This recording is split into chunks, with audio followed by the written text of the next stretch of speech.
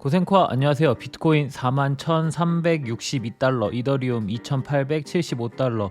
여전히 박스권 횡보 중인 비트코인입니다. 횡보가 길어지는 만큼 그 안에서 많은 알트코인들의 변동이 있는 상황이죠. 오늘도 뉴스들과 함께 간략하게 내용 확인하고 비트코인 차트 한번 봐보도록 하겠습니다. 오늘의 공포 탐욕 지수는 30입니다. 조금씩 올라와주고 있지만 여전히 피어죠. 지난 영상에서 5월은 매우 중요한 달이라고 이야기했습니다. 비트코인의 큰 삼각 수렴이 끝나는 달이기도 하고 FOMC 추가 금리 인상 및 긴축에 대한 발표가 있는 달이죠. 0.25%의 금리 인상으로 시장은 어느 정도 안정감을 가지며 크진 않지만 가격적으로 조금 올려준 상황이니까요. 다만 미 연방준비은행 총재는 이번 0.25% 금리 인상은 잘못되었다라고 이야기합니다. 더 올려야 한다는 이야기죠. 미 연준은 인플레이션을 잡기 위해 통화정책을 펼칠 수 있는 아주 좋은 시기라고 이야기는 하지만 그들이 생각하는 수준의 금리 인상으로는 이걸 잡을 수 있을까요? 인플레이션은 현재 생각보다 높고 더 높아질 수 있는 변수만이 눈에 보이는 상황입니다. 이런 상황에서 아마 일반적인 서민들은 기존과 같은 삶을 살기 힘들 겁니다. 가장 체감이 빨리 다가오는 것은 기름값이고 모든 가격들이 점점 더 오를 테니까요. 어차피 힘들더라도 좀 더 공격적인 금리 인상을 해야 유의미한 인상으로 인플레이션을 잡을 수 있다는 이야기인 것 같네요. 블러드 총재는 이미 3월 FOMC 회의에서도 더 높은 금리 인상을 지지하였고 4월, 5월 CPI와 PPI 지수가 발표된 후 분위기를 또 다시 한번 살펴봐야 할 것 같습니다. 3월의 수치부터는 전쟁으로 인한 상승이 반영된 값이 나올 테니까 말이죠. 아마 4월부터 가격의 압박이 점점 들어오지 않을까라고 생각합니다. 이더리움은 현재 2.0과 함께 POS 전환으로 작업을 진행 중이죠. 현재 거래소 내에 이더리움의 수가 급격하게 줄어들고 있는 상황입니다. 기존 이더리움은 개수가 점점 늘어나는 인플레이션 자산이었습니다. 지속 POW의 채굴이 진행되기도 하였고 많은 곳에서 소각이 되기도 했지만 그만큼 생성이 더 되기도 하였거든요. 다만 이번 2.0 업데이트를 진행하면서 우선 POS 지분 증명 방식으로 변화하기 시작하였고 이더리움을 채굴하기 위해서는 일정 이더리움을 스테이킹해야 하는 상황이 발생된 것이죠. 한창 가격적 상승을 보여주던 이더리움 약간의 조정이 들어간 상황입니다. 반면 이더리움이 POS로 채굴 방식을 변화시킨다면 기존 POW 채굴을 진행하고 있던 사람들의 채굴 장비는 붕 뜨겠죠. 그러면서 반사 이익을 얻을 수 있는 친구들의 후보로 이더리움 클래식과 레이븐이 지목되고 있는 상황입니다. 현재 이더리움 클래식도 엄청난 반등을 한 후 약 조정 상태에 들어간 상황입니다. 이더리움 클래식에 대한 자세한 내용은 뒤에서 조금 더 이야기해 보도록 하겠습니다. 세계 유명 기업 이름만 다 들어도 아실 겁니다. 페이팔의 공동 설립자 피터 티엘은 비트코인을 너무 늦게 산 것이 자신의 가장 큰 실수라고 고백했습니다. 과거 비트코인은 여전히 과소평가되어 있다라고 이야기를 하며 비트코인에 대한 사랑을 보였는데요. 사실 이처럼 많은 사람들과 기업인들이 점점 가상자산에 눈여겨 관심을 갖고 있습니다. 하지만 아직 기업이나 각 기관들의 직접 투자는 시작되지 않은 상황이죠. 하고 싶은 이야기는 이 부분입니다. 아직도 비트코인의 가능성이 높다라고 이야기를 하지만 이에 대한 큰 기업들의 투자는 시작되지 않은 상황입니다. 그것이 비트코인이든 아니면 본인들의 입맛에 맞는 알트코인이 되든 상관없겠죠. 결국 내용을 공부해보다 보면 모든 것은 돌고 돌아 결국 다시 비트코인으로 다가오게 될 것이거든요. 잠깐의 암흑기가 올 수 있습니다. 그리고 그것이 하루아침에 단번에 찾아오는 것은 아니겠죠. 아주 천천히 길게 우리를 지치고 힘들게 만들 것입니다. 하지만 그렇게 모든 사람이 지쳐 관심을 잊고 긴 가격적 하락으로 드디어 비트코인이 망했다라는 이야기가 나올 때 그때가 기회일 것이라고 생각합니다. 지속 이야기 드리듯 그 기회의 시점은 올해 말 올 것이라고 생각하고 있고요. 충분히 힘드실 수 있지만 잘 버텨봅시다. 기존 새 당선인의 가상자산 관련 공약을 정리한 적이 있습니다. 이제 슬슬 공약에 대한 것들이 실체화되어야 하는 상황이죠. 다만 여기서 여야의 마음이 합쳐져 잘 시행될지가 문제네요. 제 입장에서 가장 관심이 집중되는 것은 코인 투자 소득 5천만 원 비과세 쪽이겠죠. 현재 가상자산과 주식은 별개로 생각하고 있습니다. 다만 이것을 하나로 묶어서 생각하겠다는 뜻이죠. 주식의 경우 23년부터 5천만 원 이상 20%, 3억 원 이상 25% 과세를 한다고 밝혀져 있습니다. 이에 가상자산은 250만 원 이상 20%의 과세를 하겠다고 하다가 최근 당선인이 5천만 원으로 상향 조정한 상황이죠. 사실 가상자산의 과세는 주식 양도세와 얽혀 있기 때문에 앞으로 어떤 식으로 정부가 대응하는지는 지켜봐 봐야 할 것입니다.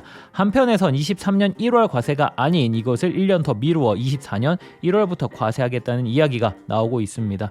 또한 디지털 자산 기본법을 처음부터 다시 입법하겠다는 이야기입니다. 주식 시장에 대한 법률은 어느 정도 있는 편이죠. 다만 가상 자산에 대한 법률은 거의 없는 수준입니다. 그러면서 과세는 더욱 빡빡하다? 말이 안 된다고 봅니다. 새 법안을 만드는 것이 쉽지는 않을 것입니다. 다만 과세를 하겠다는 굳은 의지가 있다면 최소한 투자자에 대한 보호는 해주어야 한다고 봅니다. 그게 아니라면 과세가 합당한지 잘 모르겠습니다. 더불어 IEO에 대한 이야기도 나오고 있죠. IEO는 새로 생기는 신규 프로젝트들이 거래소와 함께 초기 발행한다는 이야기입니다. 다만 여기서도 하나 걸리는 게 있죠. IEO를 진행하면 모든 책임을 거래소에 지게 하겠다라는 이야기죠. 법안이 정확하게 있지 않은 상황에서 거래소들에게 떠넘기겠다라는 의도로 밖에 보여지지 않습니다. 더불어 다시 이야기합니다. K코인의 위험성, 저희 텔레그램이나 영상을 보시면 아시겠지만 최대한 K코인들에 대한 분석은 잘 하고 있지 않습니다. 이런 부분에 대한 법안들이 하나하나 차근차근 생겨나가며 과세도 함께 진행되길 부디 부탁드립니다.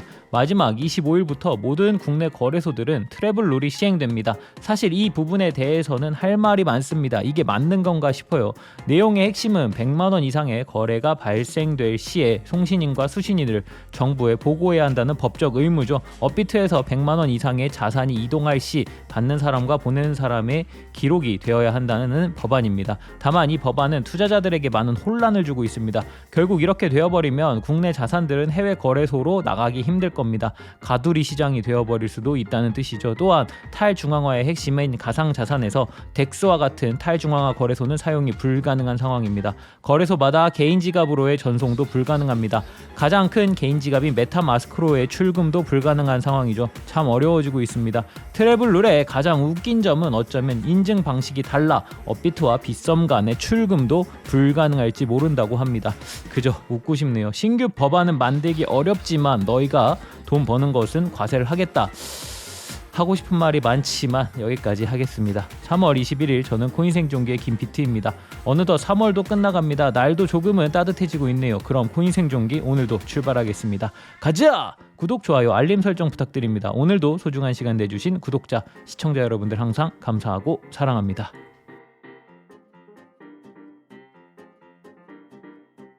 비트코인 일봉 차트입니다. 지난 단기 41,340달러의 빨간색 저항선을 뚫고 넘어주었지만 약한 매수세로 재차 하락하고 있는 모습입니다. 현재로서는 항상 이야기드리지만 중장기적인 측면에서 상승보다는 하락의 관점을 유지하고 있습니다. 단기적인 반등이 온다면 어느 정도 수익을 내고 정리하는 것이 좋다고 생각합니다. 포지션을 길게 가져갈 만한 자리에서는 늘 이야기 드리겠지만 그 외에는 현재 모두 단기로 대응하는 것이 좋다고 판단되며 저희 코인 생존기 팀도 단기로 대다수 대응하고 있는 상황입니다. 물론 많은 구독자 시청자분들이 단기적으로 대응하기보다는 매수하여 장기로 가져가시려고 하는 것은 잘 알고 있습니다. 하지만 1년 이상 물리는 것보단 단기로 물려있고 잔고가 지속 플러스인 모습을 보는 것이 더 마음이 편하고 기쁘지 않을까요? 현재 추가 반등을 위해서는 빨간색 저항선이 지지선으로 리테스트 되는 구간인 4995달러를 지켜주어야 하지만 현재 시장 상황을 본다면 쉽지 않을 것으로 보여집니다. 비트코인이 다시 수렴 안으로 들어오게 된다면 초록색 지지선 부근인 35,490달러, 주황색 지지선 부근인 33,760달러까지의 조정과 이를 지켜주는 것이 매우 중요해 보입니다. 주말 내내 업비트를 핫하게 달군 코인이 있습니다. 바로 이더리움 클래식입니다. 이더리움 클래식은 보통 마지막 순서에 상승을 주어서 이더리움 클래식이 오르면 이제 하락이다 라는 이야기가 많죠. 이더리움의 POS 전환으로 이더리움 클래식으로 채굴자가 많이 유입될 것이라는 기대감과 반감기가 5월 5일인 좋은 소식을 앞두고 있는 이더리움 클래식. 하지만 이클 역시 비트코인의 움직임에 눈치를 보고 있죠. 차트를 한번 봐보겠습니다. 이더리움 클래식 일봉 차트입니다. 21년 5월부터 시작된 하락 추세를 주말에 돌파하였습니다. 돌파 후 지지까지 받은 상황이며 42달러까지 상승 후 37달러 매물대 영역까지 조정이 나왔죠. 약간의 횡보를 준 다음 추가 상승의 가능성이 높으며 추가 상승 시 상단의 저항은 50달러, 65달러 정도로 볼 수 있겠습니다. 자, 오늘은 여기까지. FOMC 이후 지속 상승을 보여주던 비트코인. 하지만 매일 영상을 봐주시는 분들은 잘 아시죠? 내년 1분기까지 혹은 그 이상 시장 상황은 좋지 않을 거라 예상하고 있습니다. 그날까지 손실 크게 보지 마시고 노동소득으로 차곡차곡 돈 모아서 우리 같이 저점 농사 푸근하게 지어보자고요. 농사 푸근하게 지어서 3, 4년 후 페라리를 사러 가는 그날까지 코인 생존기는 계속됩니다. 쭉.